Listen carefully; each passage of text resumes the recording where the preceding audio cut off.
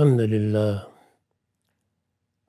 للہ رب العالمین والصلاة والسلام علی محمد الامین فاعوذ باللہ من الشیطان الرجیم بسم اللہ الرحمن الرحیم۔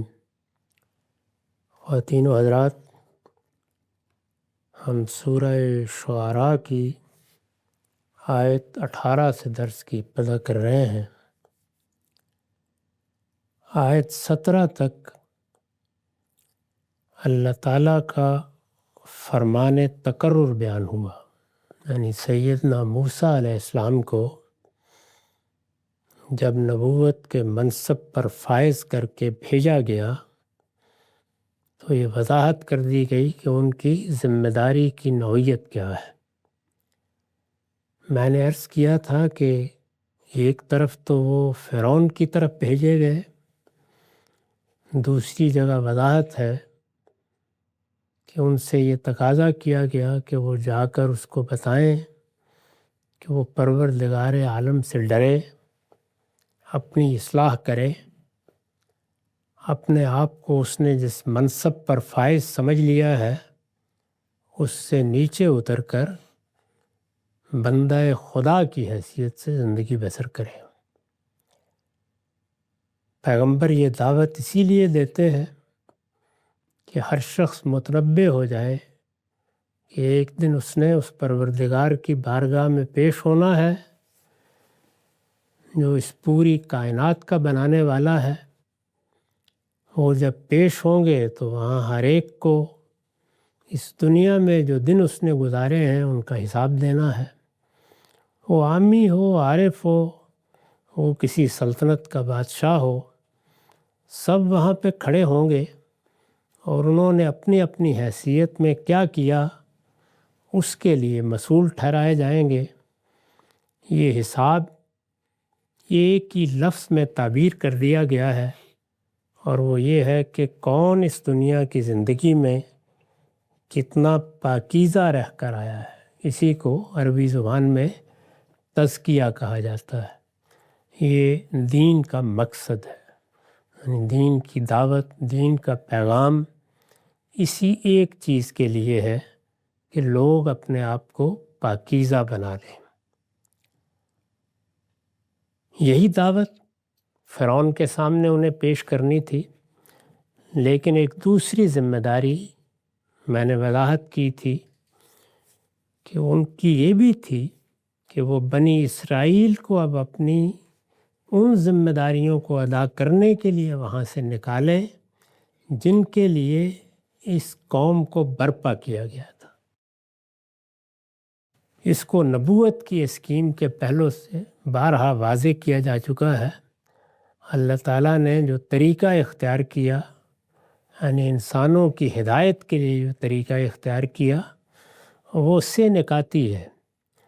یعنی ایک طرف ان کی فطرت میں خیر و شر کو الہام کر دیا، اس کا شعور ان کے اندر ودیت کر دیا، اور انہیں یہ صلاحیت دی کہ وہ اپنی کتاب فطرت کا مطالعہ کر کے پاکیزہ زندگی گزار سکیں۔ یہ اللہ تعالیٰ کی پہلی ہدایت ہے، یہ وہ نور ہے جس کو لے کر انسان آتا ہے۔ یہ ہر ایک کو حاصل ہے، وہ عامی ہے، عارف ہے، کسی دور دراز جگہ پر آباد ہے، کسی جنگل میں پیدا ہو گیا ہے، اس نور کے ساتھ پیدا ہوا ہے۔ اس کے بعد پھر اللہ تعالیٰ یہ بتاتے ہیں کہ میں نے پے در پے مختلف قوموں میں رسول بھیجے، لکل امت الرسول، اور جب پے در پے رسول بھیجے تو انہوں نے ہر قوم میں جا کر میری حجت ان پر تمام کر دی، پھر میرا فیصلہ صادر ہو گیا، اور وہ پورے انصاف کے ساتھ صادر ہوا۔ اس کو اس طرح بیان کیا ہے کہ قضی بینہم بالقسط وہم لا یظلمون، یعنی جب رسول آ جاتا تھا تو پھر ان کا فیصلہ سنا دیا جاتا تھا، اور اس میں ان پر ادنیٰ درجے میں کوئی ظلم نہیں ہوتا تھا۔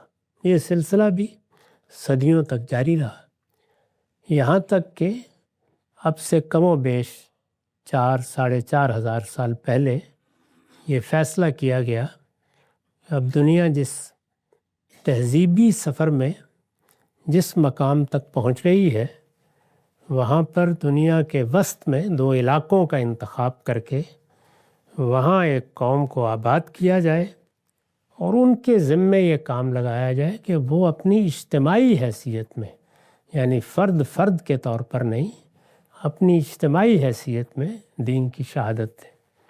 تو یہ ذمہ داری ہے جس کے لیے 2 علاقے منتخب کیے گئے، ایک فلسطین کا جس کو اس زمانے میں کنعان کہتے تھے، اور ایک عرب کا۔ کنعان میں سیدنا اسحاق کو آباد کرایا گیا اور عرب میں سیدنا اسماعیل کو۔ دونوں ابراہیم علیہ السلام کے بیٹے ہیں۔ ابراہیم علیہ السلام کے ذمے یہ کام لگایا گیا کہ وہ اب ان نئی امتوں کی تشکیل کی ابتدا کریں۔ چنانچہ بنی اسرائیل کے معاملے میں جنہیں پہلے یہ موقع دینا پیش نظر تھا، یہ اہتمام کیا گیا کہ اسحاق بھی پیغمبر، ان کے بیٹے یعقوب بھی پیغمبر، پھر اس کے بعد یوسف بھی پیغمبر علیہم السلام۔ اس طرح سے گویا ہدایت کو محکم کر کے ابتدا کر دی گئی۔ کم و بیش 500 سال پھر وہ مصر میں رہے، اور اب یہ موقع آ گیا کہ اللہ تعالیٰ نے فیصلہ فرمایا کہ موسیٰ علیہ السلام جائیں گے، وہ جا کر ان کو وہاں سے نکالیں گے اور وہاں سے نکال کر ان کو فلسطین میں لا کر آباد کیا جائے گا۔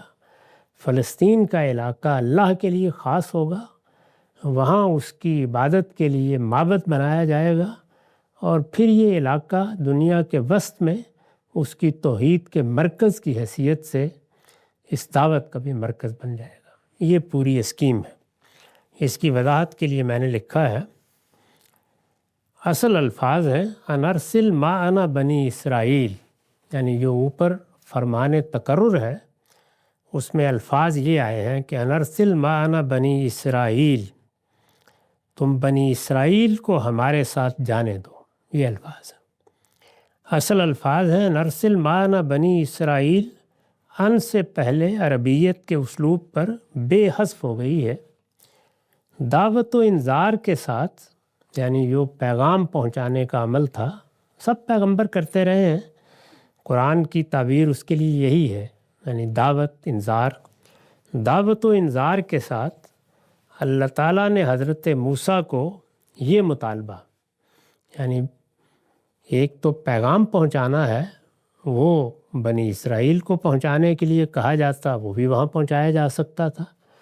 فرعون کو پہنچانے کے لیے کہا جاتا، سب پیغمبر پہنچاتے رہے ہیں، لیکن یہ جو ایک زائد مطالبہ کرایا گیا دعوت و انذار کے ساتھ، اللہ تعالیٰ نے حضرت موسیٰ کو یہ مطالبہ اس لیے کرنے کی ہدایت فرمائی تھی کہ اس سے اس اسکیم کو بروئے کار لانا مقصود تھا جس کے تحت سیدنا ابراہیم علیہ السلام کی ذریت کو عالمی سطح پر ابلاغ دعوت اور اتمام حجت کے لیے منتخب کیا گیا۔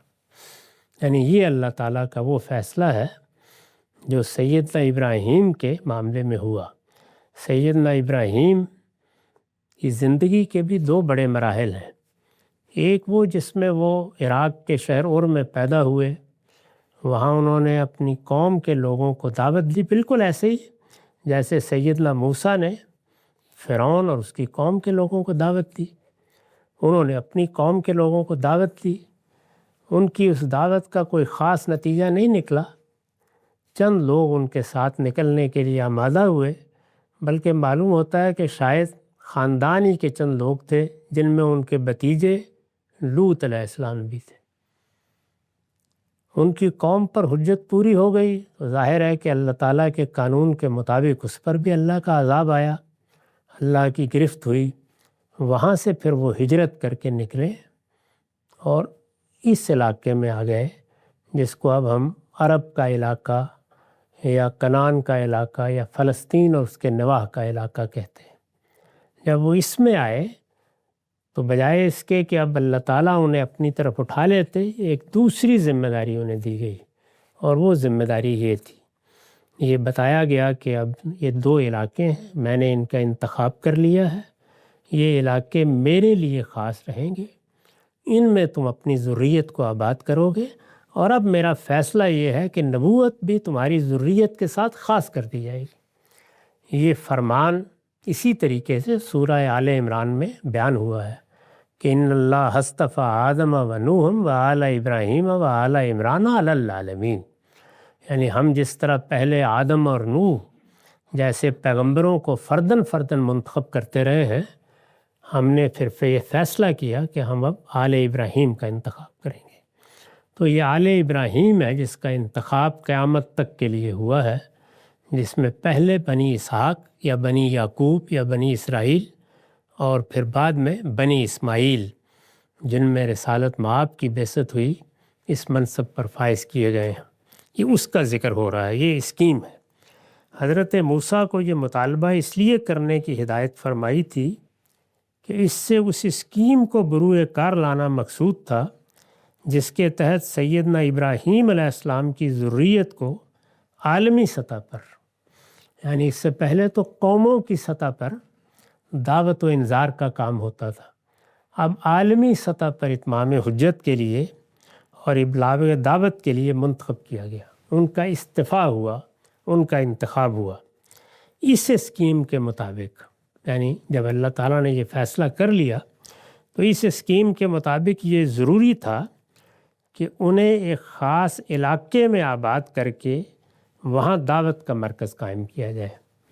بائبل کی کتاب خروج کے مطالعے سے معلوم ہوتا ہے کہ موسیٰ علیہ السلام نے یہ پوری اسکیم فرعون اور اس کے درباریوں کے سامنے واضح نہیں فرمائی، اس لیے کہ وہ اس کے مخاطب ہو نہیں سکتے تھے۔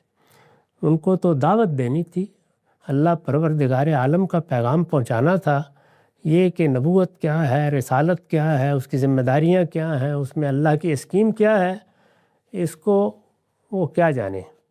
تو یہ انہوں نے پوری بات نہیں واضح فرمائی، بلکہ صرف اتنا کہا کہ وہ قربانی کی عبادت کے لیے 3 دن کی راہ بیابان میں جانا چاہتے ہیں، یعنی وہ اللہ تعالیٰ کی بارگاہ میں نظر پیش کرنا چاہتے ہیں، اس لیے کہ جس چیز کی قربانی کرنا پیش نظر ہے اس کی قربانی اگر مصر میں کی گئی تو وہاں کے لوگ انہیں سنسار کر دیں گے۔ یہ بات انہوں نے کہی اور یہ بالکل درست تھی، اس لیے کہ وہ باہر جائیں گے تو سب سے پہلے معبد بنائیں گے، اور اس زمانے میں سب سے بڑی عبادت ہی قربانی کی تھی۔ اس سے معلوم ہوتا ہے کہ ایک لمبے عرصے سے یہ عبادت بھی وہاں لوگوں کے لیے کرنا ممکن نہیں رہا تھا، یعنی بنی اسرائیل کے لیے۔ اسی طرح جیسے بر صغیر میں ہم دیکھتے رہے ہیں کہ ہندوؤں کے ہاں ایک خاص تقدس گائے کو حاصل ہے، اس کی قربانی مشکل ہو گئی تھی، ان کے لیے وہاں یہ مشکل تھا۔ یہی چیز پیش نظر رکھ کے انہوں نے یہ مطالبہ کیا اور یہ کہا کہ ہمیں آپ جانے دیں اور ہم بنی اسرائیل ایک قوم کی حیثیت سے اب اس ذمہ داری کو پورا کرنے جا رہے ہیں، تم بنی اسرائیل کو ہمارے ساتھ جانے دو، انرسل معانا بنی اسرائیل۔ اب فرعون کو سنیے، قال الم نربک فینا ولیدا ولبست فینا من عمرک سنین۔ انہوں نے یہ بات فرعون سے آ کر کہی تو اس نے کہا، کیا ہم نے تمہیں بچپن میں اپنے ہاں رکھ کر پالا نہیں تھا؟ یعنی اب گویا وہ احسانات یاد دلا رہا ہے کہ تم تو مارے ہی گئے ہوتے، یہ ہم تھے کہ ہم نے تمہیں دریا سے پکڑا، تمہاری پرورش کی اور تمہیں شہزادوں کی طرح رکھا، کیا ہم نے تمہیں بچپن میں اپنے ہاں رکھ کر پالا نہیں تھا؟ اور تم وہی نہیں ہو کہ اپنی عمر کے کئی سال تم نے ہمارے اندر بسر کیے، یعنی صرف پالا ہی نہیں تھا، پھر تم ہمارے درمیان میں رہے اور تم نے یہاں شہزادگی کا ایک زمانہ گزارا۔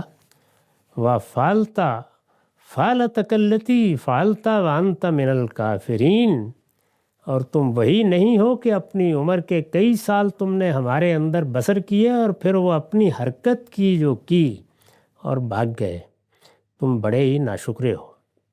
تو یہ اس نے یاد دلایا کہ تم تو اب پوری کی پوری قوم کو جو ہمارے غلاموں کی حیثیت سے یہاں رہ رہی ہے نکالنے کا مطالبہ لے کر آ گئے ہو، ہمارے تو بڑے احسانات تم پر رہے ہیں۔ اس میں یہ جو کہا ہے کہ فعلتا فعلتک التی فعلتا، پھر اپنی وہ حرکت جو کی، یہ اسی واقعہ قتل کی طرف اشارہ ہے جس کا ذکر اوپر ہوا ہے۔ تو اس نے تانا دیا اور یہ کہا کہ تم نے تو یہ کیا تھا اور پھر بھاگ گئے تھے۔ اس میں دونوں باتیں اس نے بتا دی کہ عجیب احسان فراموش ہو، عجیب ناشکرے ہو، تمہیں یاد نہیں رہا کہ بچپن میں ہم نے تمہیں پالا بھی تھا اور تم نے کئی سال ہم سے بہت فائدہ بھی اٹھایا تھا، ہمارے زیر سایہ ہماری سرپرستی میں رہے تھے، اور پھر شاید یہ بھی بھول گئے ہو کہ تم ایک بڑا جرم کر کے یہاں سے بھاگ گئے تھے، اس لیے اب اس طرح کے مطالبات کر رہے ہو، تم تو ایک مجرم ہو۔ تو دونوں باتیں اس نے کہہ دیں۔ قرآن مجید ایسے موقعوں پر خلاصہ نقل کر دیتا ہے، چنانچہ مختلف جگہوں پر آپ دیکھیں گے مختلف الفاظ ہیں، بات وہی ہوتی ہے، یعنی ایک طرح کی روایت بالمعنی کا طریقہ اختیار کیا ہے۔ تو جب اس نے یہ کہا تو موسیٰ علیہ السلام نے بھی اسی شان کے ساتھ جواب دیا، قال فعلتها اذا وانا من الضالین۔ موسیٰ نے جواب دیا میں نے یہ کیا تھا، یعنی ہاں فی الواقع یہ جرم مجھ سے ہوا تھا، میں نے یہ کیا تھا، اور مجھے اعتراف ہے کہ اس وقت میں چوک گیا تھا، یعنی یہ غلطی مجھ سے اس وقت ہوئی تھی، اس میں کوئی شبہ نہیں ہے، اس میں تم غلط نہیں ہو۔ پیچھے جو کچھ اس نے کہا تھا اس میں موسیٰ علیہ السلام کو گویا یہ یاد دلانا تھا کہ یہ تمہاری حیثیت نہیں ہے کہ تم یہ مطالبات ہم سے کرو، اور اپنے پس منظر کے لحاظ سے بھی تمہیں ایسا نہیں کرنا چاہیے۔ اس کی وضاحت میں حاشیہ ہے، مطلب یہ ہے کہ تمہاری یہ حیثیت کہ ہمارے سامنے آ کر اس طرح کے مطالبات کرو، یہ انتہائی ناشکرہ پن ہے، تم ہمارے پروردہ بھی ہو اور مجرم بھی، اس لیے ایاز قدر خود بشناس، تمہیں تو شکر گزار ہونا چاہیے کہ ہم تمہارے خلاف کوئی کارروائی نہیں کر رہے، اس پر ہمارا شکریہ ادا کرنا چاہیے۔ کجا یہ کہ ایک طرف نصیحت کر رہے ہو، انذار کر رہے ہو، خبردار کر رہے ہو، اور پروردگار عالم کے سفیر بن کر کھڑے ہو گئے ہو، اور دوسری جانب اس طرح کے مطالبات کر رہے ہو، یہ تمہاری حیثیت نہیں ہے۔ تو موسیٰ علیہ السلام نے یہ کہا کہ ہاں میں نے یہ کیا تھا، اور مجھے اعتراف ہے کہ اس وقت میں چوک کیا تھا۔ اس کے لیے جو لفظ آیا ہے وَأَنَا مِنَ الضَّالِّينَ، اس پر میں نے لکھا ہے آیت میں لفظ ضال ٹھیک اس مفہوم میں آیا ہے جس میں یہ سورہ بقرہ کی آیت 282 میں ہے، یعنی چونکہ ان سے کوئی دانستہ جرم نہیں ہوا تھا، انہوں نے غلطی کی تھی، یا یوں کہہ لیجئے کہ ایک ایسا اقدام کیا تھا جس کے نتیجے میں قتل ہو گیا، وہ قتل کرنا نہیں چاہتے تھے۔ تو اس وقت کی جو کیفیت ہے، اس کیفیت کا انسان پر طاری ہو جانا، اس میں ظاہر ہے محرکات بھی ہوتے ہیں، کسی حد تک کہا جا سکتا ہے کہ اپنے ہم وطن کی مدد، اس کے لیے کچھ حمیت بھی، یہ ساری چیزیں مل کے انسان کو جس طریقے سے سدید رائے قائم کرنے سے روک دیتی ہیں، یا بعض اوقات کوئی غلط اقدام اس سے ہو جاتا ہے، نادانستہ ہو جاتا ہے، اس کو یہ لفظ بیان کر دیتا ہے، چوک کیا تھا میں۔ فَفَرَرْتُ مِنْكُمْ لَمَّا خِفْتُكُمْ، پھر مجھے تم لوگوں سے اندیشہ ہوا کہ اس کی پاداش میں تم مجھے قتل کر دو گے، تو میں بھاگ گیا۔ یعنی میرے فرار کی وجہ یہ تھی، یہ نہیں کہ میں نے فی الواقع ایسا جرم کیا تھا اور پھر میں بھاگ گیا، یا وہ میری طرف سے کوئی مجرمانہ اقدام تھا، اس کی وجہ یہ تھی کہ میں تمہیں کیسے باور کراتا کہ میں نے اس کو جان بوجھ کے نہیں مارا، میرے پیش نظر اس کو قتل کر دینا نہیں تھا، وہاں کوئی 10 گواہ نہیں کھڑے ہوئے تھے، اس کا اندیشہ تھا کہ تم لوگ اپنی قوم کی حمیت میں نہ میری بات سنو گے، نہ صحیح طریقے سے انصاف کر پاؤ گے، اور مجھے قتل کر دیا جائے گا، تو اس وجہ سے میں وہاں سے چلا گیا تھا۔ تو میں وہاں سے چلا گیا، فَفَرَرْتُ مِنْكُمْ، میں وہاں سے بھاگ گیا تھا، لَمَّا خِفْتُكُمْ، جب مجھے اندیشہ ہوا کہ اس کی پاداش میں تم لوگ مجھے قتل کر ڈالو گے، فَوَهَبَ لِي رَبِّي حُکْمًا وَجَعَلَنِي مِنَ الْمُرْسَلِينَ، پھر میرے پروردگار نے مجھے حکمت و دانش سے نوازا اور مجھ کو اپنے پیغمبروں میں سے ایک پیغمبر بنا دیا۔ پیغمبروں میں سے ایک پیغمبر بنا دیا۔ ظاہر ہے اس میں تو واضح ہے کہ ان کو راستے میں آتے ہوئے روک کر اللہ تعالیٰ نے وادی مقدس طوا میں خطاب فرمایا اور بتا دیا کہ ہم نے تمہارا انتخاب کر لیا ہے، یہ تمہاری ذمہ داری ہے، اس ذمہ داری کو تم اب انجام دینے کے لیے جاؤ گے۔ اس سے یہ بھی واضح ہوتا ہے کہ پیغمبروں کا معاملہ ہرگز یہ نہیں ہوتا کہ وہ غیب کے حریص ہوں۔ خود رسالت مآب کے بارے میں فرمایا ہے کہ وما هو علی الغیب بضنین، وہ کبھی غیب کے حریص نہیں رہے۔ یعنی جس طرح سے بہت سے لوگ یہ سنیاسی اور یہ یوگی اور یہ صوفی مراقبے کرتے اور اس طریقے سے کوئی وحی آ جائے، کوئی الہام حاصل ہو جائے، کوئی غیب کے مضامین ہم پر اتر آئیں، اس کی صحیح کرتے ہیں۔ پیغمبر کبھی اس طرح کی کسی چیز کے قریب بھی نہیں جاتے۔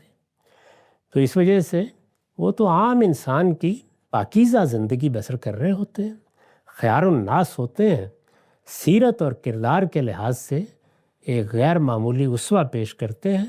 اس کے سوا کوئی اس طرح کی چیز، یعنی نہ کوئی علمی پس منظر، نہ اس طریقے سے کوئی تلمس، کوئی صحیح و خطا، کوئی غیر معمولی صلاحیتیں جیسے لکھنا، پڑھنا، شاعری، ادب، کہانت، اس کا ظہور ہوتا ہے۔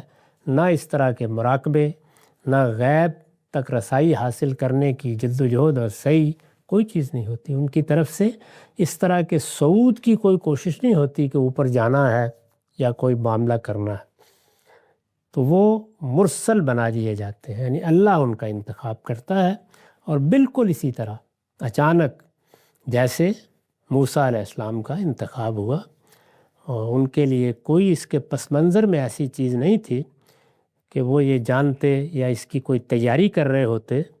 ان کو بلایا گیا اور جیسے ہم پیچھے دیکھ چکے ہیں، انہوں نے اپنی معذرت پیش کی اور نہایت عاجزی کے ساتھ یہ بتایا کہ میں فلاں چیزوں میں مدد کا خواستگار ہوں۔ اسی جگہ وہ کھڑے ہوتے ہیں۔ یعنی ان کے لیے یہ ایک ذمہ داری ہوتی ہے، نہ کہ ایک ایسی فضیلت یا ایسا مقام جس کو حاصل کرنے کی انہوں نے جدوجہد کی ہو۔ اس طرح کا معاملہ نہیں ہوتا۔ اسی طرح سے جیسے کہ میں نے عرض کیا، ان کے پس منظر میں کوئی علم کی روایت بھی نہیں ہوتی۔ یعنی چیزوں کو حاصل کرنے کے لیے جیسے ہم سب تگ و دو کرتے ہیں، ایک خاص پس منظر میں پیدا ہوتے ہیں، ہم کچھ چیزوں کو سیکھتے ہیں، اس میں صحیح و خطا، ٹرائل اور ایرر کے مختلف مراحل سے گزرتے ہیں، اس طرح کی کوئی چیز بھی نہیں ہوتی۔ لیکن اللہ تعالیٰ جب ان کا رسول کی حیثیت سے یا نبی کی حیثیت سے انتخاب کر لیتے ہیں، تو پھر ان کو جو چیز دیتے ہیں اس کو قرآن 2 لفظوں سے تعبیر کرتا ہے۔ یعنی یہ گویا نبوت کے علاوہ ایک غیر معمولی محبت ہوتی ہے، اللہ تعالیٰ کی عطا ہوتی ہے، اور وہ کیا ہے؟ علم و حکم۔ یعنی ایسی غیر معمولی علمی صلاحیت کہ وہ پھر بعد میں جو انسان اپنی صحیح و خطا سے علم حاصل کرتا ہے، اس کے بڑے بڑے حاملین کے لیے استاد ہوتے ہیں۔ تو علم کا ایک بڑا مقام ان کو عطا ہوتا ہے، اس کو علمی سے تعبیر بھی کیا ہے قرآن مجید نے۔ اور دوسرے حکم، وہ چونکہ نبوت کے منصب پر فائز کیے جاتے ہیں، اس میں فیصلہ دینا ہوتا ہے، یعنی حقائق کے باب میں بھی، نزاعات کے باب میں بھی۔ نزاعات علمی بھی ہوتے ہیں، عملی بھی ہوتے ہیں، تو فیصلہ کرنے کی صلاحیت یہ اللہ تعالیٰ عطا فرماتے ہیں۔ یہ دونوں ہی باتیں انہوں نے یہاں بیان کر دی ہیں۔ پھر میرے پروردگار نے مجھے حکمت و دانش سے نوازا۔ یہ حکمت و دانش وہی ہے، فیصلہ کرنے کی صلاحیت۔ حکمت و دانش کی اصل حقیقت یہی ہے کہ اس دنیا کے اندر جو چیزیں انسان کو پیش آتی ہیں، خواہ وہ علم کے باب میں پیش آئیں یا عملی زندگی میں پیش آئیں، ان میں صحیح فیصلہ کرنا، یہ صحیح فیصلہ کرنا ہی ہے جس کی صلاحیت کو ہم حکمت سے، دانش سے تعبیر کرتے ہیں۔ یہ ان کو اس وقت دے دی جاتی ہے۔ یعنی وہ فرما رہے ہیں کہ فَوَهَبَ لِي رَبِّي حُکْمًا وَجَعَلَنِي مِنَ الْمُرْسَلِينَ، پھر میرے پروردگار نے مجھے حکمت و دانش سے نوازا اور مجھ کو اپنے پیغمبروں میں سے ایک پیغمبر بنا لیا۔ وَتِلْكَ نِعْمَةٌ تَمُنُّهَا عَلَيَّ أَن عَبَّدتَّ بَنِي اسرائیل، اب اس نے چونکہ اپنے احسانات گنوائے تھے کہ یہ کہا تھا کہ ہم نے تمہیں پالا تھا اور ایک شہزادے کی طرح اپنے ہاں رکھا تھا، اور یہ تم کیا بات کرنے کے لیے آ گئے ہو؟ اپنی معذرت تو انہوں نے پہلے پیش کر دی کہ ہاں مجھ سے ایک جرم ضرور ہوا تھا، لیکن اس کی نوعیت یہ نہیں تھی کہ میں نے جانتے بوجھتے اس کا ارتکاب کیا، وہ ایک قتل خطا تھا۔ یہ وضاحت کرنے کے بعد اب آخر میں انہوں نے احسان کا جواب دیا ہے اور فرمایا ہے یہ احسان ہے جو تم مجھے جتا رہے ہو کہ تم نے بنی اسرائیل کو غلام بنا رکھا ہے۔ یعنی یہ جو کہہ رہے ہو کہ ہم نے تمہیں پالا، یا یہ کہہ رہے ہو کہ ہم نے تمہیں اپنے ہاں رکھا، تو اس کی کیا حقیقت ہے؟ اس کی وضاحت میں نے لکھا ہے حضرت موسیٰ نے یہ فرعون کو نہایت بلیغ جواب دیا ہے۔ یعنی کیا خوبصورت جواب ہے۔ مدعا یہ ہے، یعنی اس نے یہ کہا کہ ہم نے یہ احسان کیا تھا، یہ پالا تھا، تمہیں اپنے ہاں رکھا تھا۔ مدعا یہ ہے کہ جی ہاں، کیا کہنے ہیں اس احسان کے؟ اسی کے نتیجے میں تو آپ بنی اسرائیل سے بیگار لیتے، ان کی پیٹھ پر تازیانے برساتے اور ان کے بیٹوں کو قتل کرنے کے درپے رہتے ہیں، تاکہ مائیں ان کی جان بچانے کے لیے ان کو ٹوکریوں میں رکھ کر دریا میں بہاتی رہیں اور آپ ان کی پرورش کر کے ان پر احسان فرمایا کریں۔ یعنی یہ احسان فرمایا تھا آپ نے، آپ جو کچھ کرتے رہے ہیں ذرا یاد کریں اس کو۔ یعنی یہ معاملہ ہوا کیسے تھا؟ جب میری ماں نے یہ محسوس کیا کہ میں اپنے بچے کی جان نہیں بچا سکتی، یعنی تمہارے لوگوں کے مظالم سے میں اس کو محفوظ نہیں رکھ سکتی، تو اس نے مجھے دریا میں بہایا تھا، اور پھر آپ احسان فرما رہے ہیں کہ آپ نے مجھے اٹھا لیا۔ تو یہ کیا احسان ہے؟ انبت بنی اسرائیل، کہ تم نے بنی اسرائیل کو غلام بنا رکھا ہے۔ اب ظاہر ہے کہ یہ جواب تو ہو گیا، اس کے بعد کیا کہنا تھا؟ قال فرعون وما رب العالمین۔ فرعون نے کہا یہ رب العالمین کیا ہے بھائی؟ یعنی انہوں نے کہا تھا کہ میں رب العالمین کا رسول ہوں، رب العالمین کا بھیجا ہوا آیا ہوں۔ تو اس کے جواب میں یہ بہت ہی تعریض کا جملہ ہے، کیا ہے یہ رب العالمین، کس کی طرف سے آئے ہو؟ اس پر حاشیہ ہے، فرعون کے طعنے کا جواب حضرت موسیٰ نے ایسا مسکت دیا ہے کہ اس کے لیے مزید کچھ کہنے کی گنجائش نہیں رہی، وہ تو معاملہ ختم ہو گیا۔ چنانچہ اپنا بھرم قائم رکھنے کے لیے اس نے موسیٰ علیہ السلام کا مذاق اڑانے کی کوشش کی ہے کہ تم اپنے آپ کو رب العالمین کا رسول کہہ کر پیش کر رہے ہو، تو ذرا بتاؤ کہ یہ رب العالمین کیا چیز ہے؟ یہ سوال جس ذہنی پس منظر کے ساتھ کیا گیا ہے وہ قرآن نے دوسری جگہ بیان کر دیا ہے۔ اس کی روشنی میں اس جملے کو سمجھا جائے تو گویا مدعا یہ ہے، یعنی یہ جملہ جہاں سے نکلا ہے وہ کیا چیز ہے، کیا ذہنیت ہے، کیا نفسیات ہے۔